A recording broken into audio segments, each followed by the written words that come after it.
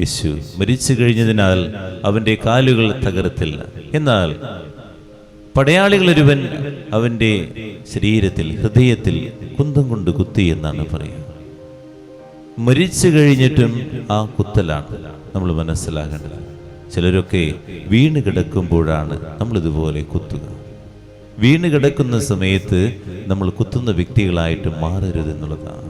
മറ്റുള്ളവൻ്റെ വേദന കാണുമ്പോൾ, മുറിപ്പാടുകൾ കാണുമ്പോൾ ഇതുപോലെ ഞാനും ഒരു പടയാളിയായിട്ട് മാറുന്നുണ്ടോ എന്നുള്ളതാണ്.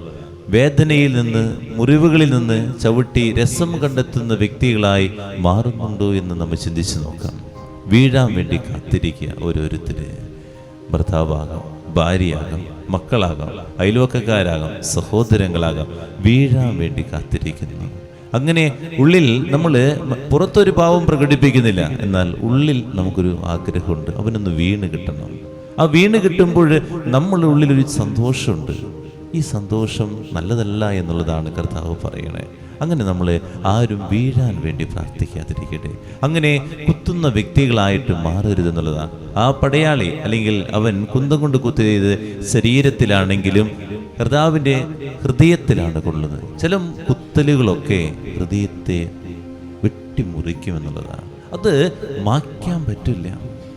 ആ മുറിവുകളൊന്നും ഉണക്കാൻ പറ്റില്ല, അതിങ്ങനെ കിടക്കും. അതുകൊണ്ട് നമ്മുടെയൊക്കെ ജീവിതം കൊണ്ട് നമ്മൾ ചിന്തിക്കേണ്ടത്രയേ ഉള്ളൂ, ആരെയും മുറിപ്പെടുത്താതെ ജീവിക്കാൻ, ആരെയും വേദനിപ്പിക്കാതെ ജീവിക്കാൻ പറ്റുന്നുണ്ടോ എന്നുള്ളതാണ്.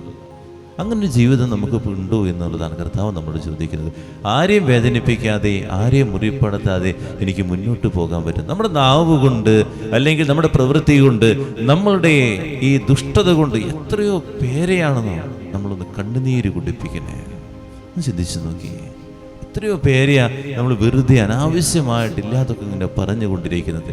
നമുക്ക് അതുകൊണ്ട് എന്താ കിട്ടണേ? ഒന്ന് മാത്രമാണ്. ഈ പടയാളി ചെയ്യുന്ന അതേ കാര്യം, ഒരു സുഖം.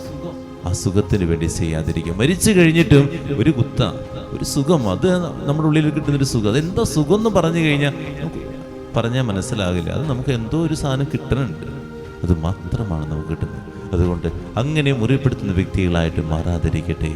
ആ ഹൃദയം സ്നേഹിക്കുന്ന ഹൃദയം. നമുക്കും ഇതുപോലെ യേശുവിനെ പോലെ മുറിപ്പെടുത്തിയവർക്ക് വേണ്ടി നല്ലത് കൊടുക്കാൻ സാധിക്കട്ടെ എന്നുള്ളത് പ്രാർത്ഥിക്കാം.